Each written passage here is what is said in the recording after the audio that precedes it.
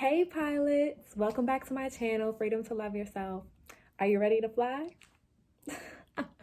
So the intention for today's video is to talk about the Savage remix with the iconic Meg Thee Stallion and the one and only dear to my heart, Queen Beyoncé, because as I was listening to the song, and full disclosure, I was definitely listening to the song while twerking in the mirror when I got the idea for this video, because as I was listening to the song, I was like, oh, classy, bougie, ratchet, sassy, moody, and nasty.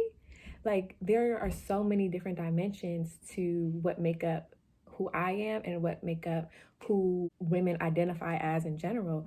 And I was like, wow, this song is really helping to dismantle the idea of respectability politics as well as rape culture. And you're like, what? Monique, it's a song. What do you mean? Is it? Or is it a statement? This is Queen Beyoncé we're talking about. It's never just a song, ever. So in the song, as I mentioned, they say, I'm classy, bougie, ratchet, sassy, moody, nasty.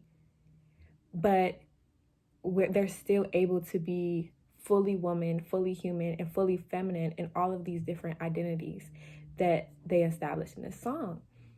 So the idea of respectability politics is that a person must dress, act in a certain way in order to be worthy of respect.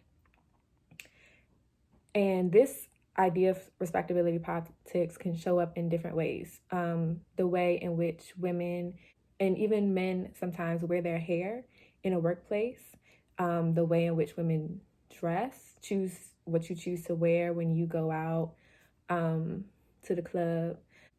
And when I think of respectability politics, a lot of it comes from judgment. So how will I be judged if I go out with a bralette? How will I be judged if I go out with my little black dress? How will I be judged? How will people look at me? And what type of image do I want to portray to the world? And so these are all of the things that go through our minds when we're thinking about respectability politics, because it's the idea that in order to be respected, I have to dress, look, act a certain way, which I think is absolutely ridiculous.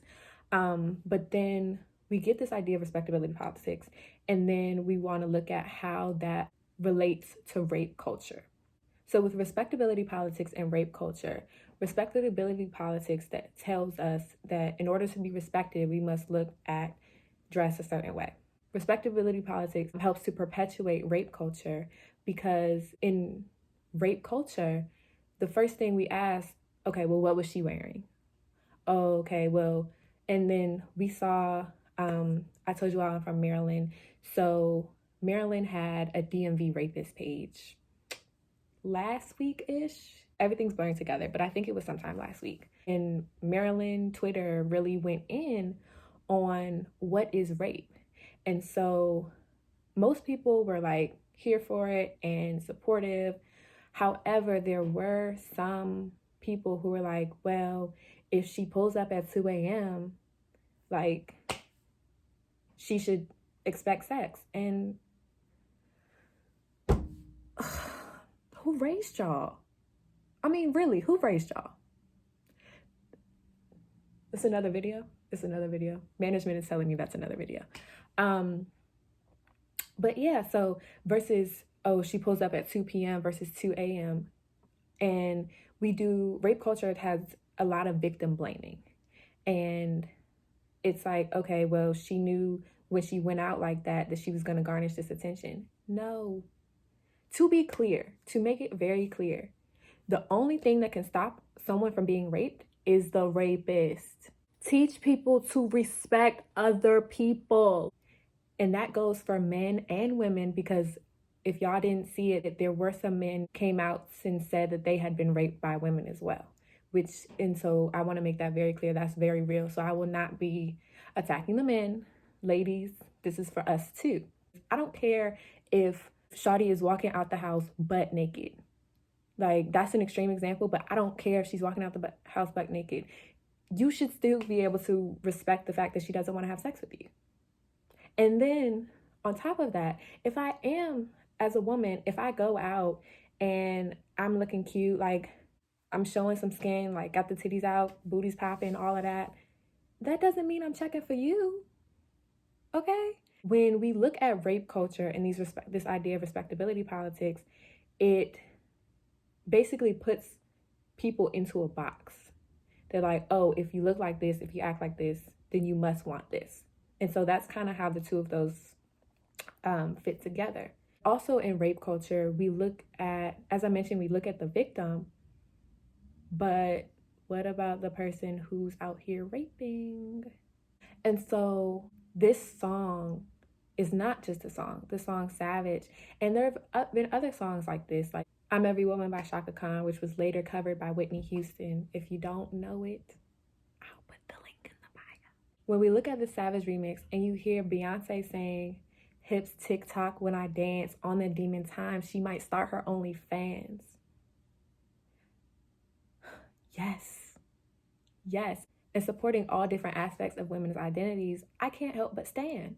Because sometimes I'm classy, sometimes I'm bougie, sometimes I'm ratchet, sometimes I'm sassy, sometimes I'm moody, and sometimes I'm nasty. And that's okay. And it really creates this idea that we are able to be all of those things and still be worthy of respect and still be feminine, which is a bold statement considering the history of this country and the history of Black women in this country specifically. Black women have been historically viewed as less than feminine and our bodies viewed as less than worthy of respect. This is also Black women defining themselves for themselves.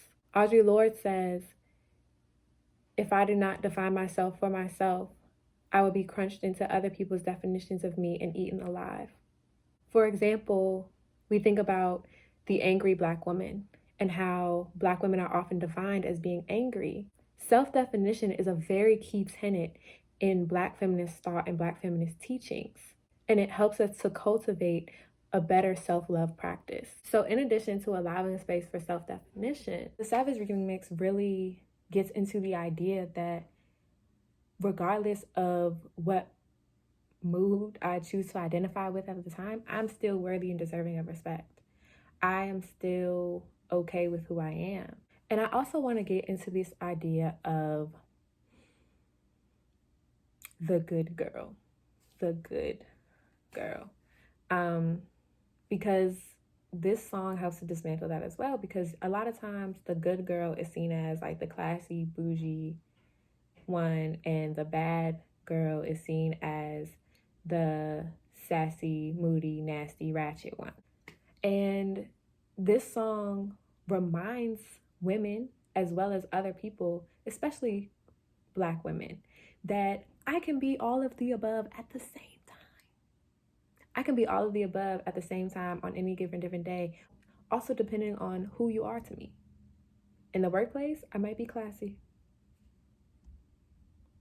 At the club, I might be ratchet.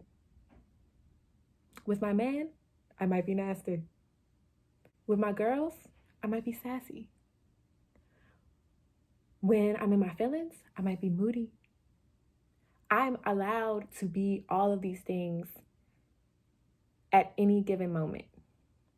And that's okay. And this song is really about holding space and creating space, really, for women to be all of these things at any given moment and to still be worthy and deserving of respect as they move through these different identities. So to sum everything up, by incorporating different aspects of a woman's identity into this song, Beyoncé and Megan Thee Stallion have created a safe space to hold space for women's different identities.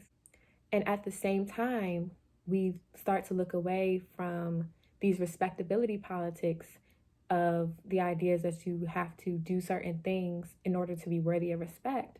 And we start to move towards the idea that we should be respecting each other regardless of what we're wearing, what we look like, how we're behaving at the time. And that hopefully gets the idea in motion that allows us to start dismantling rape culture. So shout out to Megan B for this work. I stand 100%. I am a fan. As I mentioned, I recognize that they're not the only ones to do this work. And the Savage remix link, I'll put it in the bio for you all to listen to, because if you haven't heard it by now, you are in for a treat. And if you have heard it, go listen to it again, because yes. So as always, I want to end this video with a positive affirmation. And so this week's affirmation is, I am complex and I love each part of myself equally. So that's all for today. I hope you all enjoyed it and hopefully maybe even learned something. Please like, comment, and subscribe to my channel. If you all have any feedback, I'd love to hear it in the comments. And as always, follow me on Instagram and Twitter at flyaffirmations. And tell a friend to do the same. And always remember that you were born to fly. See you next time, pilots.